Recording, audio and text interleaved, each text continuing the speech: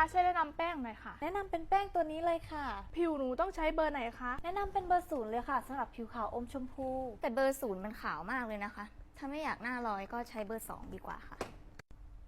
พี่แล้วสรุปหนูต้องใช้เบอร์ไหนคะเบอร์ 2ก็ได้ค่ะเอ่อพี่คะแล้วตัวนี้มันช่วยเรื่องอะไรคะตัวนี้ช่วยเรื่องผิวกระจ่างใสค่ะอ๋อผิวกระจ่างใสไฟเบอร์ตัวเท่าฝาบ้านขนาดนั้นจะมากระจ่างใสอะไรเธอเข้าห้องน้ำทั้งคืนแน่ไฟเบอร์มันช่วยเรื่องอะไรวะสรุปมันช่วยเรื่องอะไรคะช่วยเรื่องเข้าห้องน้ำทั้งคืนนะคะพี่คะเคราตินผมคือตัวไหนคะเฮ้ยถามอยู่นั่นแหละฉันยังไม่รู้อยู่เคราตินใช่ไหมคะเคราตินน่าจะตัวนี้แหละค่ะเคราตินจากที่ผมเธอจะนุ่มผมเธอได้แข็งแน่ เคราตินทำให้ผมแข็งเหรอคะเคราตินมันทำให้ผมนุ่มค่ะแต่ที่พนักงานแนะนำมันเป็นเจลจัดแต่งทรงผมเออไม่รู้เรื่องสินค้าแล้วมาเป็นพนักงานได้ยังไง